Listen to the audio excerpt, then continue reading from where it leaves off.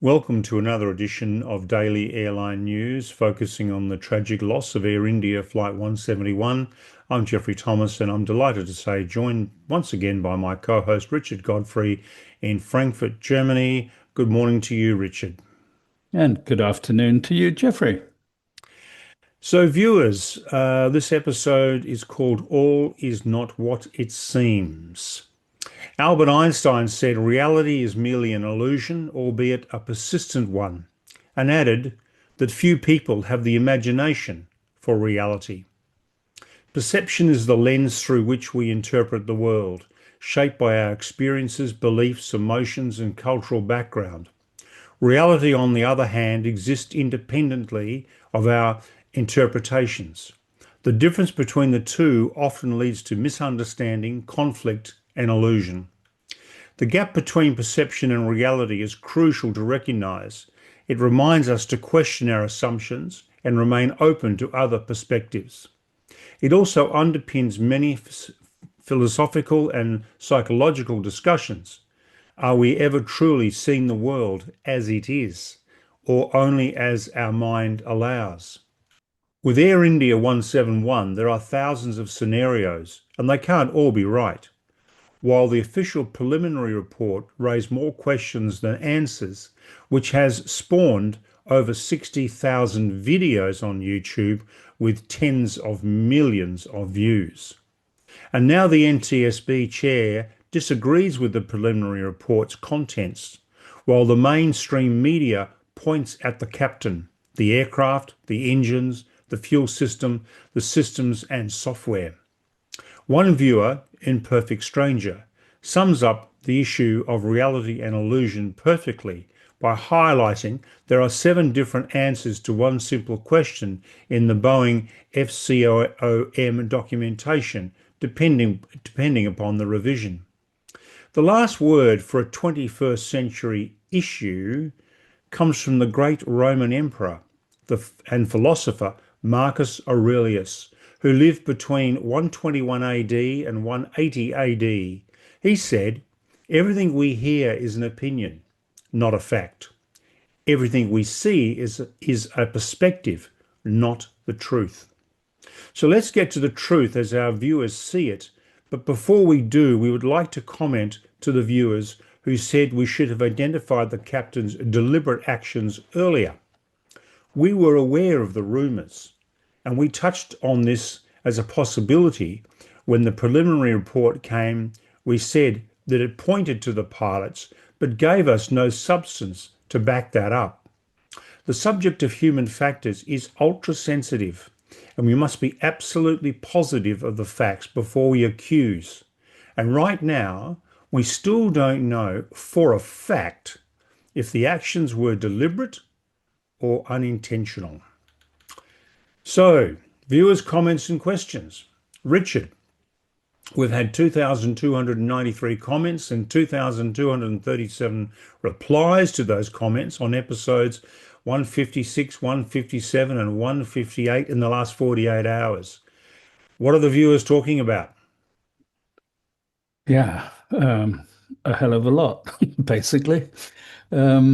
A large number of viewers have made multiple comments and multiple replies to other comments, and there have been 3,000 likes. So a lot of people like a lot of comments and other replies.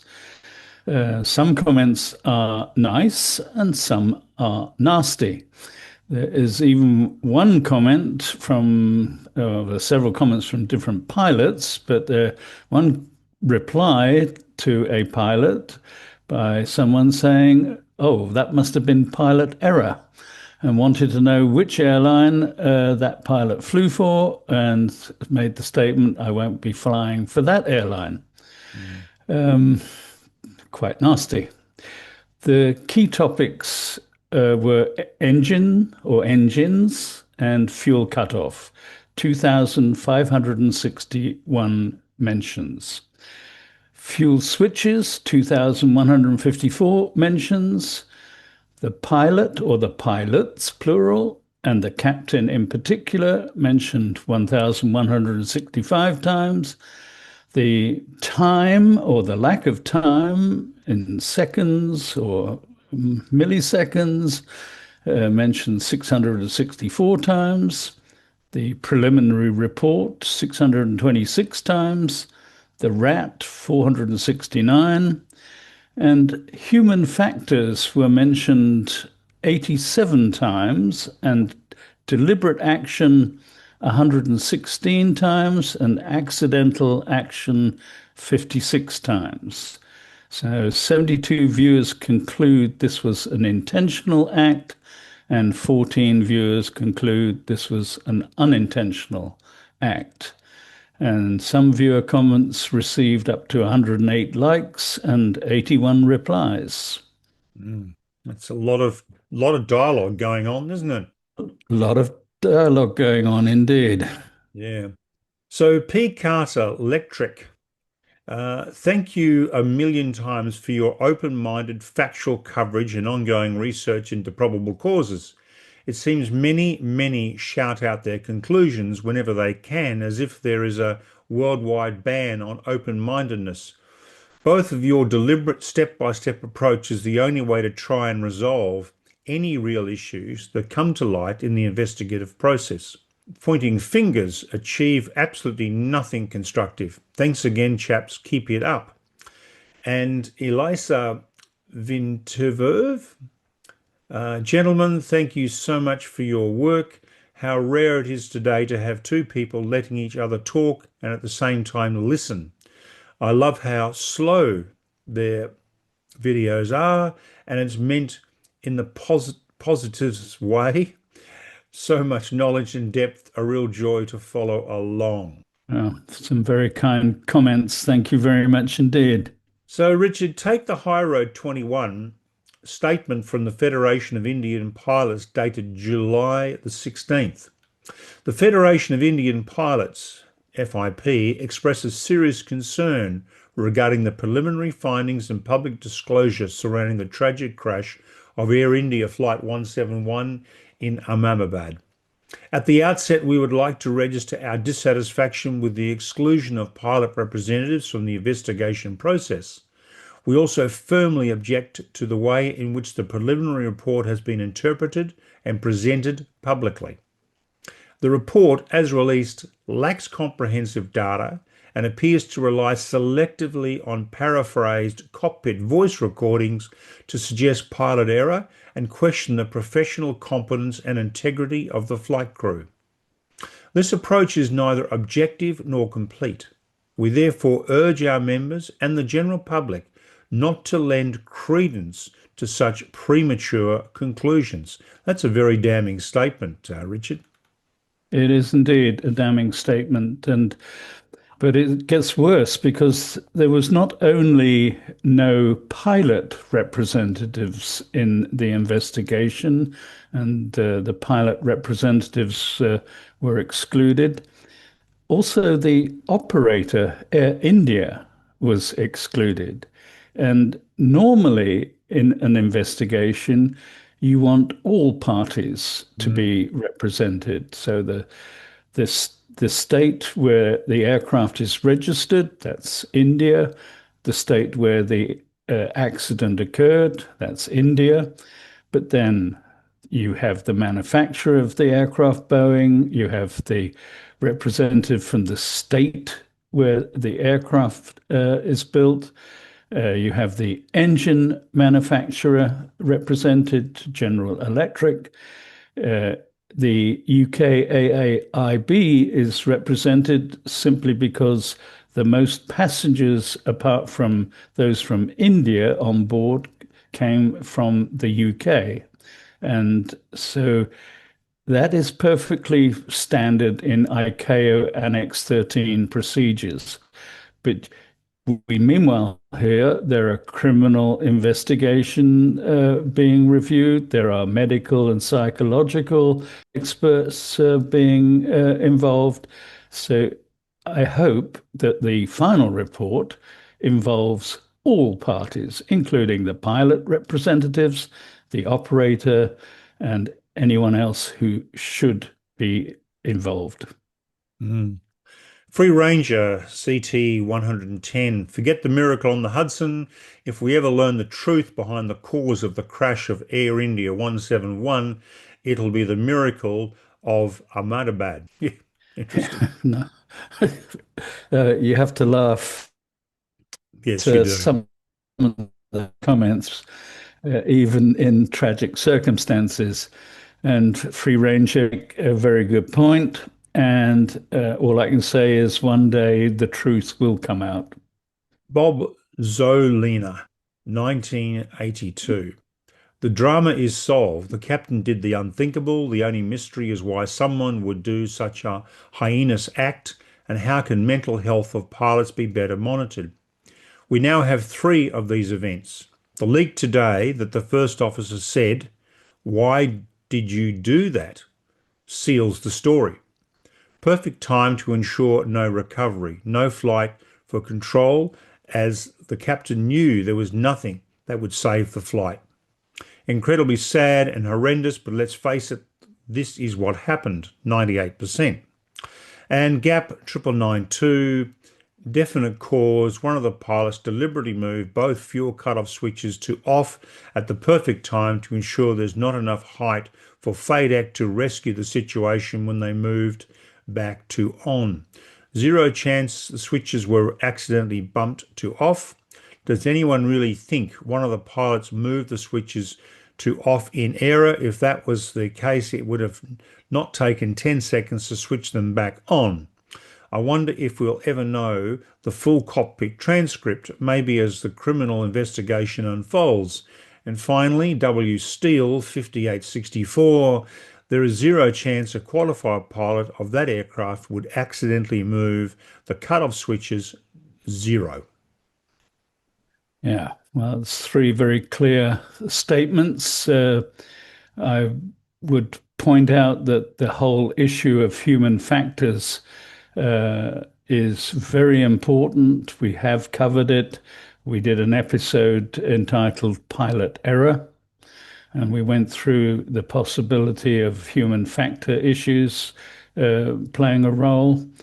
On other we investigations, German wings, MH370, we have a series where we've been through a number of accidents and pointed out human factors. In fact, on MH370, we did a human factors analysis and clearly stated that, in our view, it was a pilot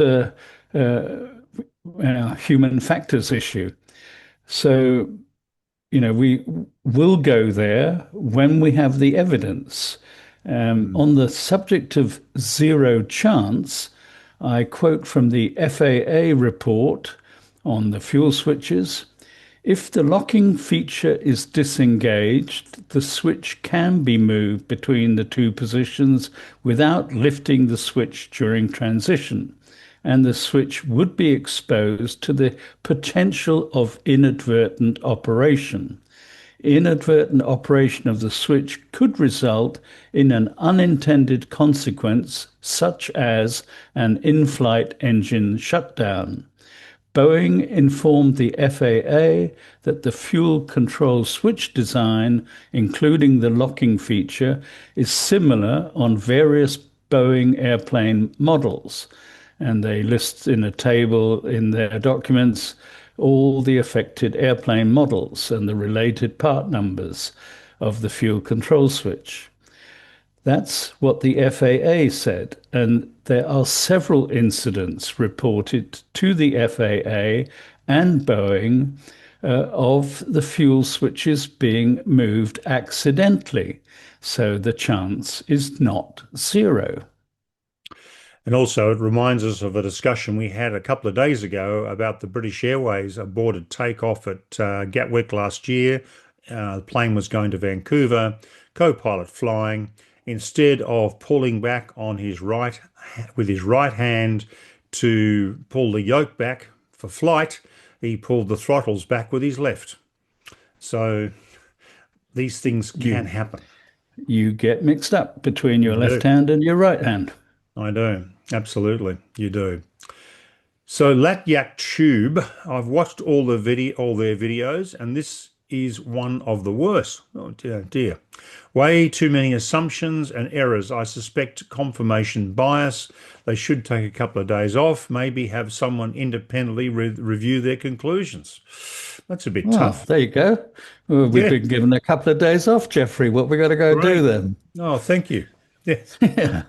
Well, actually, Latiak Tube goes on. He talks about me making a mathematical error, but I've mixed up plus and minus. Sorry, I didn't. You've made the mathematical error, and I can prove it to you. I'm also told we've ignored the ADSB data. Well, we've talked at length about the ADSB data. We've shown a table of the data available. We plotted it in Google Earth and shown the plot of the locations. And we're Mm. also accused, Geoffrey, of quoting fictional characters like Sir Sherlock Holmes. Well, We we love I think, Sherlock Holmes. yeah, well, however, Latiak concludes accidentally, unintentionally, or deliberately, we don't know.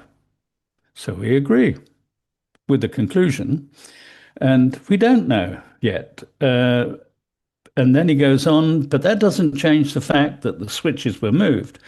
Well, we're not trying to change the fact the switches were moved. We made it very clear yesterday the switches were mechanically moved from the position of run to cutoff and later back. And he says, and 10 to 14 seconds later, the movement back to run. Oh, really? Where have we heard that before? We've said Mm. that several times now. So anyway, Latiak, we agree with your conclusion. Yeah. So our dear friend, Imperfect Stranger, I'm just wondering where you sourced your FCOM. It's clearly later than the one I have, but it is still inaccurate. I did notice that FCOMs take a long time to be refined, hence the black bars by the side of the pages showing the latest amendments. So, Richard, Yeah, you can answer that one. yeah. And he goes on regarding the what he calls the long list from yesterday. We answered one viewer who had 7 questions, Mm. and we answered each one in turn from the Boeing Flight Crew Operating Manual (FCOM) with the particular section and paragraph number we were quoting from. Mm. We're showing a screenshot of the table of differences only for these 7 questions from yesterday between the Boeing FCOM revision 4, one of the very first ones out, and the revision 19, which is one of the most recent. And you can see there are quite a few differences in the table on each of the 7 questions. And there will be other differences. Some items get more clearly explained or more fully explained. Any errors found in the FCOM, bearing in mind it's over 1,500 pages long, will get corrected.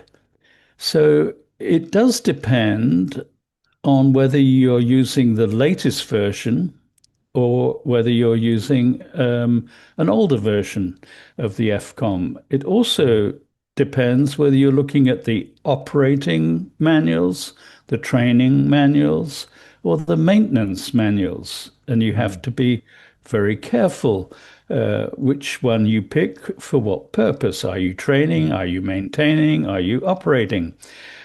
And I believe the latest set of Boeing documentation for the Boeing 787-8 is revision P from December 2024. But I am not a Boeing operator. I don't own a 787-8. But I'm willing to take money from the viewers and see if we can put one together. I would say you need to be on Boeing's official portal as an operator and part of their document control system and make sure you get the latest releases. And maybe, for all I know, there's a revision Q or revision R out meanwhile. And of course, all these revisions come out because of feedback from operators. And it's a very dynamic situation where these things are updated all the time through user experience. Yeah, but in the table that we showed on the Mm, differences over the years, mm, uh, there are no major differences. There mm. are simply better explanations or more fuller explanations. There weren't Sure. actually any errors in what we Mm, said yesterday, mm. in my view, but I'm sure Imperfect Stranger will correct me. Yeah. Yeah, so that's our episode for today. It's it's certainly all is not what it seems, and every time we get a new piece of information, factual information, it seems to open another can of worms almost with this one. This is an extraordinary tragedy. And it's interesting to note there are now more videos on YouTube about the loss of 171 than for MH370, which happened over 11 years ago. Yeah. It just shows you the level of interest in this terrible tragedy. Yeah. It does indeed, and Mm, the number of videos is multiplied by several million to get the number of opinions out mm, there. indeed. So, viewers, that's all we've got time for today. Thank you very much indeed for tuning in. Thank you for liking us. Thank you for the comments. Thank you for the questions. They're fantastic. And Richard and I will be back tomorrow, although it'll be a bit later, um, to answer more of your questions from this particular episode.